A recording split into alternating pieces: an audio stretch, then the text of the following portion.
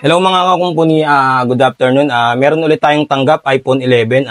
From TikTok natin siya na-contact. Ito, basag po ba? Hindi po, white line. Ito, nag-white line. Ayun, nakita nyo po.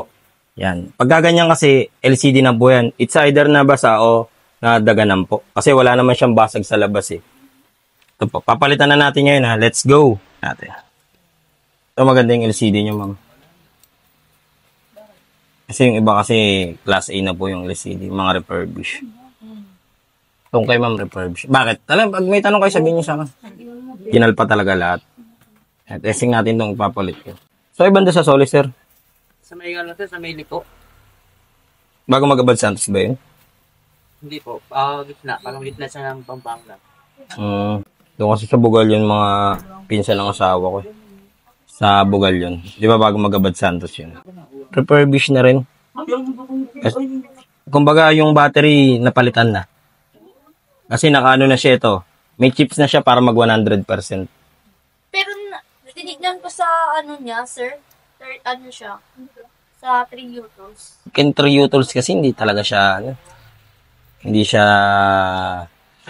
nakakaano ng orig eh. Ito, tingnan yung battery. Pagka tinanggal ko tong battery, lalabas yung tunay na battery health. Kumbaga may chips na siya para mag 100%. Pero okay lang naman yan. Opo, hindi kasi yung battery po, bago na rin po kasi. Nabili niya. Pero maganda yung LCD na nakabit sa inyo, sir. Baka original pa yung LCD.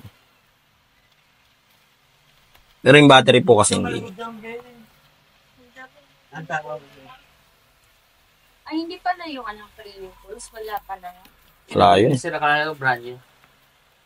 Wala yun. Kahit palit pa mo ng class A, nakalagay original. Wala yun. Pre, may alam ka bang pagawa ng cellphone? O pre, sa Shine of Marian's Repair Shop sa gagaling dun. Magaling dun. Kita nyo?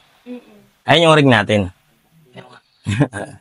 Sa kanya, nagulat siya eh. Ano yung Ganun din. Yung klase, hindi orig yung pinakabit niya. Kasi, kala niya original na rin yung nabili niya. Refurbish lang din. Iba no, kitang-kita po yung ano no. Sa kanya rin, nagulat niya siya pagpakita ko pa lang din ng, eto. Sa back? Eto, hindi. Sa back. Eto pa nga lang, pagkakita mo, di ba, iba na yung linaw. Sa kanya rin. Sakto, dating nyo. Kasi kahapon, sir, close ako. Oo, yung bat. Hindi, ano yung iPhone 8 naman yun. Iba kasing presyo ng iPhone 11, tsaka sa 8. Ngayon, kahit wala ng True Tone siya, update mo lang ng 18, lalabas na yung True Tone. Kahit wala yung original LCD. May mga gusto pa pang ipagawa. Ang cellphone mo na luma. Pwede nga lang po sa akin. Wala kayong tatanggalin dito na plastic kahit tong sticker, tsaka lalagyan ko kasing tape para hindi umangat yung plastic. Basta kapag may problema, balik niyo sa akin.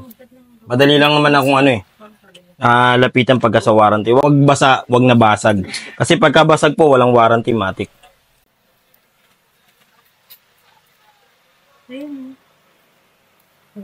Ben, hindi ko pa nalalagyan yung yung likod ng tape. Ito po yung True Tone. Ayan, binalik natin.